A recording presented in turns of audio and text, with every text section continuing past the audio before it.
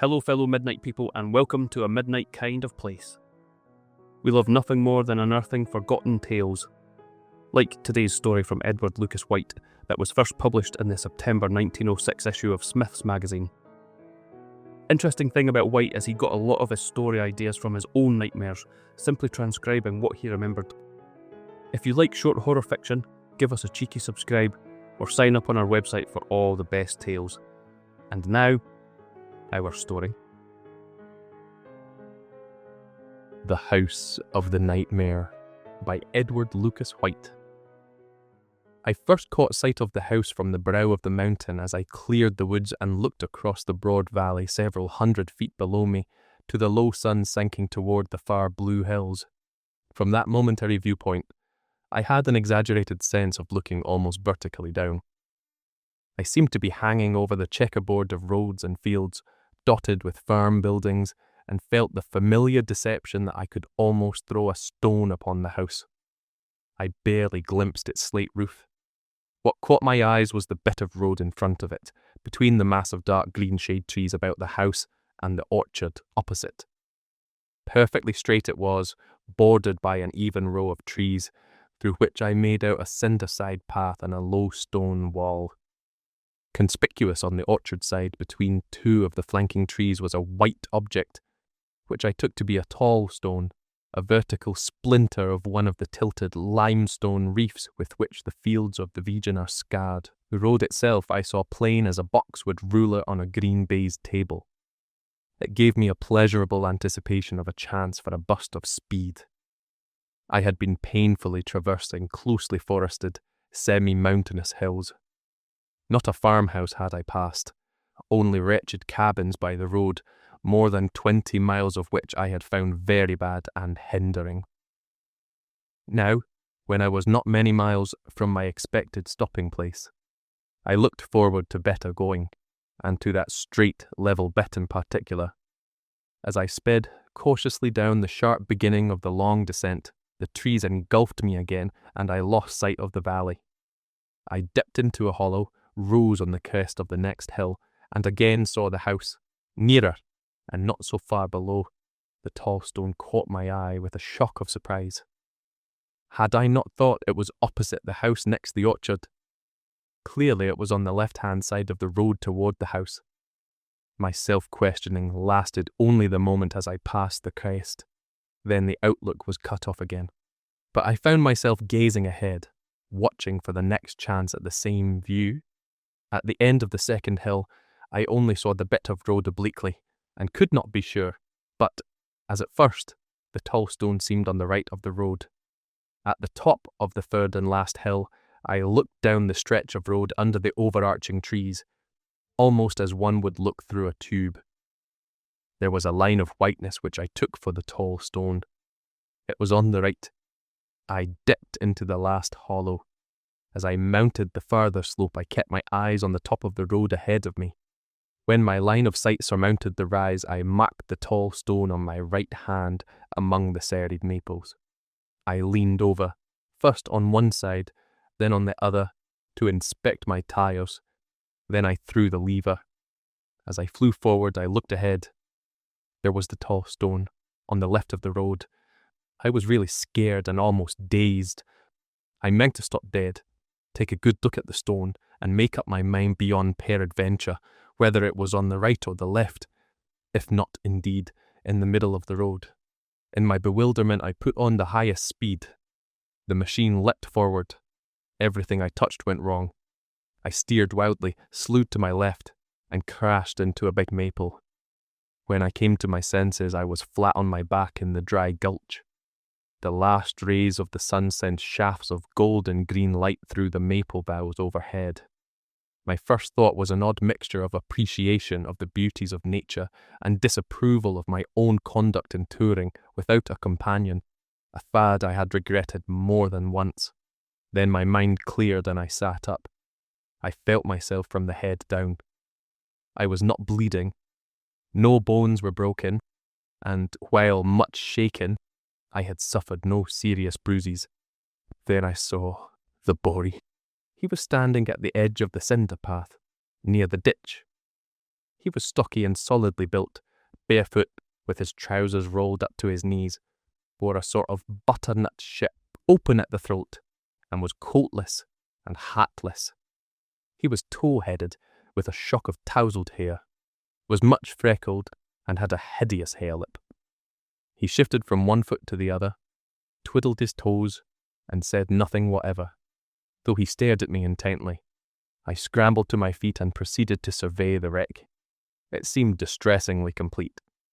It had not blown up, nor even caught fire, but otherwise the ruin appeared hopelessly thorough. Everything I examined seemed worse smashed than the rest. My 2 hampers alone, by one of those cynical jokes of chance, had escaped. Both had pitched clear of the wreckage and were unhurt, not even a bottle broken. During my investigations, the boy's faded eyes followed me continuously, but he uttered no word. When I had convinced myself of my helplessness, I straightened up and addressed him. "How far is it to a blacksmith shop?" 8 mile, he answered. He had a distressing case of cleft palate and was scarcely intelligible. "Can you drive me there?" I inquired. Mary team on the place. He replied. Nearly horse, nearly cow. "How far to the next house?" I continued. 6 mile. He responded. I glanced at the sky. The sun had set already. I looked at my watch. It was going 7:36. "May I sleep in your house tonight?" I asked. You can come in if you want to, He said. and sleep if you can. House all messy. Ma's been dead 3 year and Dad's away. Nothing to eat but buckwheat flour and rusty bacon. "I've plenty to eat," I answered, picking up a hamper. "Just take that hamper, will you?" You could come in if you don't mind to, he said. but you've got to carry your own stuff. He did not speak gruffly or rudely, but appeared mildly stating an inoffensive fact. "All right," I said, picking up the other hamper. "Lead the way." The yard in front of the house was dark under a dozen or more immense ailanthus trees. Below them many smaller trees had grown up, and beneath these a dank underwood of tall, rank suckers out of the deep, shaggy, matted grass. What had once been, apparently, a carriage drive with a narrow, curved track, disused and grass-grown, leading to the house. Even here were some shoots of the ailanthus, and the air was unpleasant with the vile smell of the roots and suckers and the incessant odour of their flowers. The house was of grey stone, with green shutters faded almost as grey as the stone. Along its front was a veranda, not much raised from the ground, and with no balustrade or railing. On it were several hickory splint rockers. There were 8 shuttered windows toward the porch, and midway of them a wide door, with small violet panes on either side of it, and a fan light above. "Open the door," I said to the boy. Open it yourself. He replied, not unpleasantly nor disagreeably, but in such a tone that one could not but take the suggestion as a matter of course. I put down the 2 hampers and tried the door. 'Twas latched but not locked, and opened with a rusty grind of its hinges, on which it sagged crazily, scraping the floor as it turned. The passage smelt mouldy and damp. There were several doors on either side. The boy pointed to the first on the right. You can have that room. He said. I opened the door. What with the dusk, the interlacing trees outside, the piazza roof, and the closed shutters, I could make out little. "Better get a lamp," I said to the boy. Nearly lamp. He declared cheerfully. Nearly candle. Mostly I get to bed before dark. I returned to the remains of my conveyance. All 4 of my lamps were merely scrap metal and splintered glass.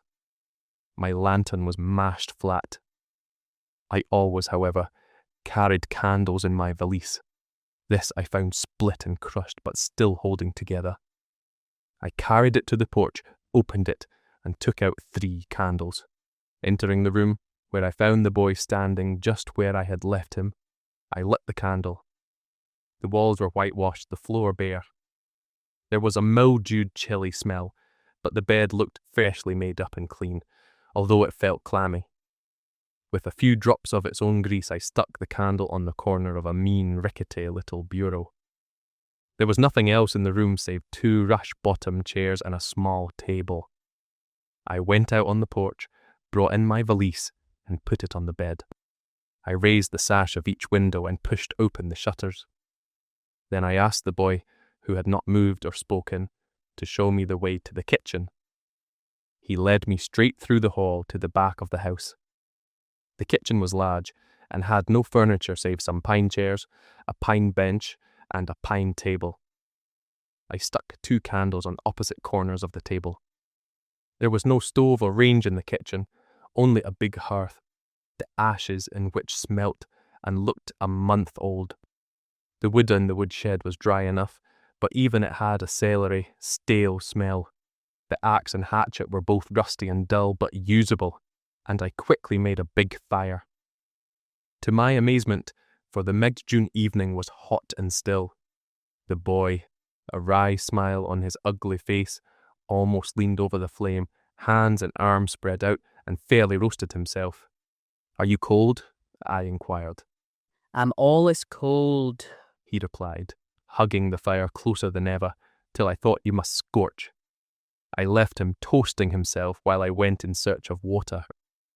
I discovered the pump, which was in working order and not dry on the valves, but I had a furious struggle to fill the 2 leaky pails I had found. When I had put water to boil, I fetched my hampers from the porch. I brushed the table and set out my meal: cold fowl, cold ham, white and brown bread, olives, jam and cake. When the can of soup was hot and the coffee made, I drew up 2 chairs to the table and invited the boy to join me. "I ain't hungry," he said. "I've had supper." He was a new sort of boy to me. All the boys I knew were hearty eaters and always ready.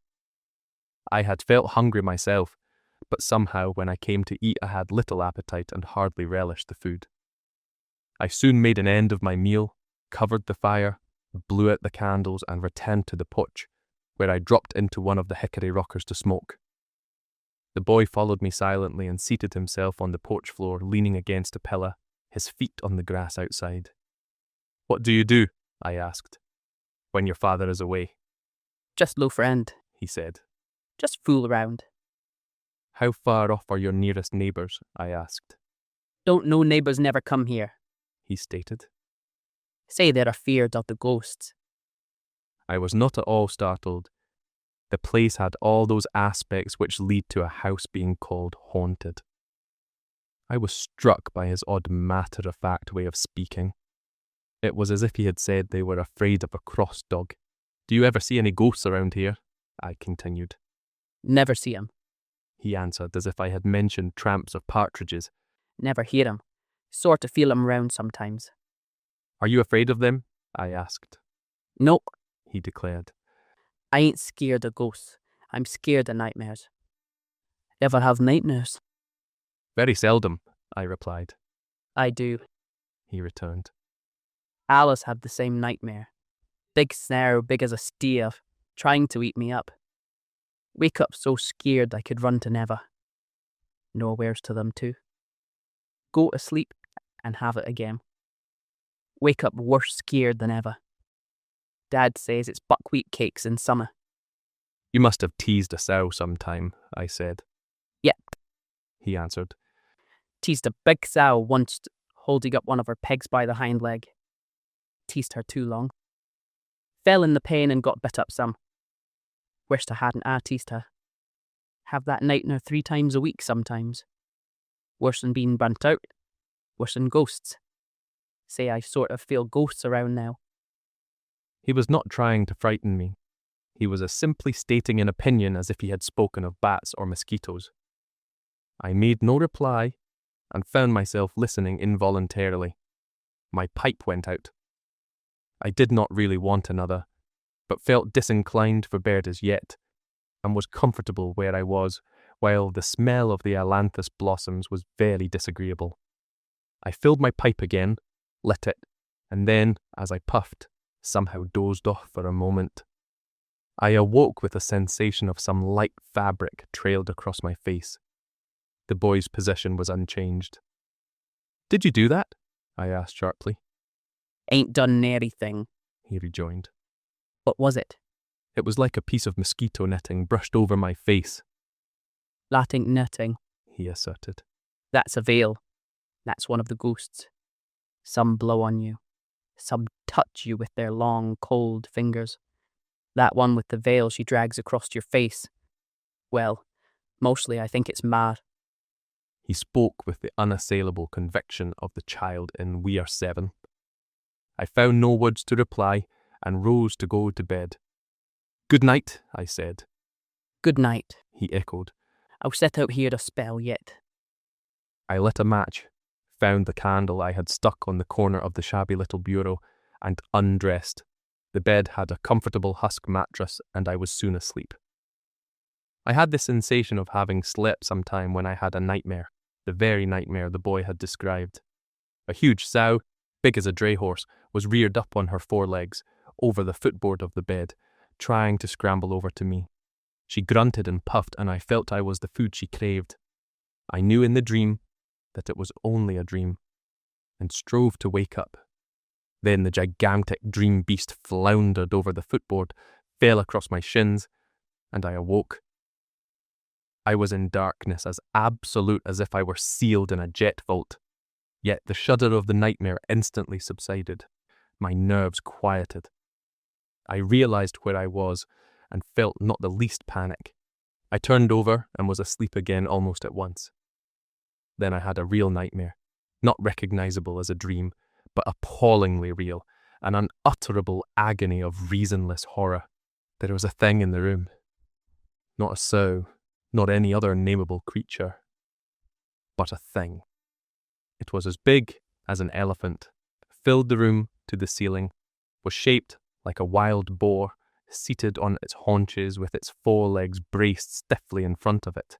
It had a hot, slobbering red mouth full of big tusks, and its jaws worked hungrily.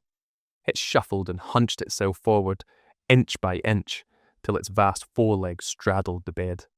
The bed crushed up like wet blotting paper, and I felt the weight of the thing on my feet, on my legs, on my body, on my chest. It was hungry, and I was what it was hungry for, and it meant to begin on my face. Its dripping mouth was nearer and nearer. Then the dream helplessness that made me unable to call or move suddenly gave way, and I yelled and awoke. This time my terror was positive and not to be shaken off. It was near dawn. I could descry dimly the cracked, dirty window panes. I got up, lit the stump of my candle and 2 fresh ones, dressed hastily, strapped my ruined valise, and put it on the porch against the wall near the door. Then I called the boy. I realized quite suddenly that I had not told him my name or asked his. I shouted hello a few times but won no answer. I had had enough of that house. I was still permeated with the panic of the nightmare. I desisted from shouting, made no search, but with 2 candles went out to the kitchen.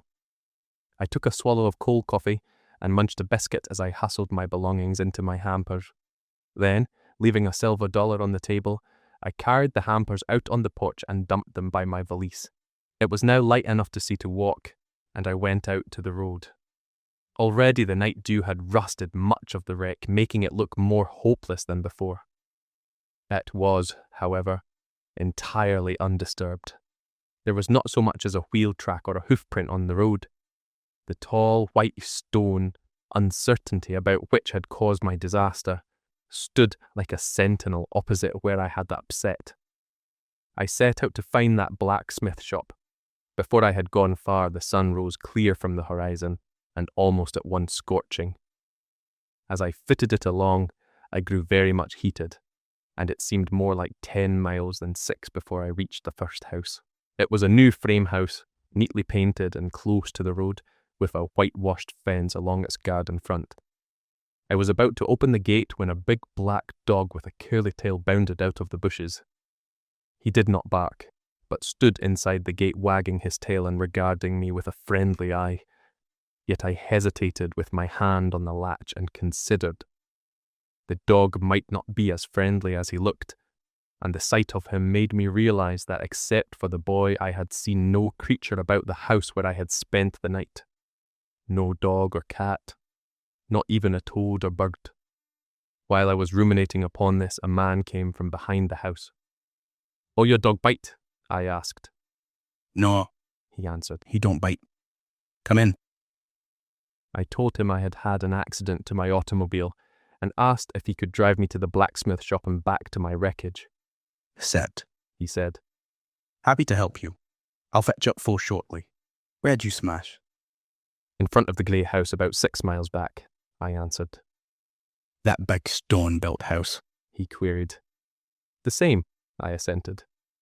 Did you go past here? He inquired, astonished. I didn't hear you. No, I said. I came from the other direction. Why? He meditated. You must have smashed about sunup. Did you come over them mountains in the dark? No, I replied. I came over them yesterday evening. I smashed up about sunset. Sundown, He exclaimed. Where in thunder have you been all night? I slept in the house where I broke down. In that there big stone-built house in the trees? He demanded. Yes, I agreed. Why, He quavered excitedly. that there house is haunted. They say if you have to drive past it after dark, you can't tell which side of the road the big white stone is on. I couldn't tell even before sunset, I said. There! He exclaimed. Look at that now. And you slept in that house. Did you sleep honest? I slept pretty well, I said. Except for a nightmare, I slept all night. Well, He commented. I wouldn't go in that there house for a farm, nor sleep in it for my salvation. And you sleep. How in thunder did you get in? The boy took me in, I said. What sort of a boy? He queried, his eyes fixed on me with a queer, countrified look of absorbed interest. A thick-set, freckle-faced boy with a hare lip, I said. Talked like his mouth was full of mush. He demanded. Yes, I said. Bad case of cleft palate. Well, He exclaimed. I never did believe in ghosts, and I never did half believe that house was haunted, but I know it now. And you slept. I didn't see any ghosts, I retorted irritably. You seen a ghost for sure. He rejoined solemnly. That there Harriet boy's been dead 6 months.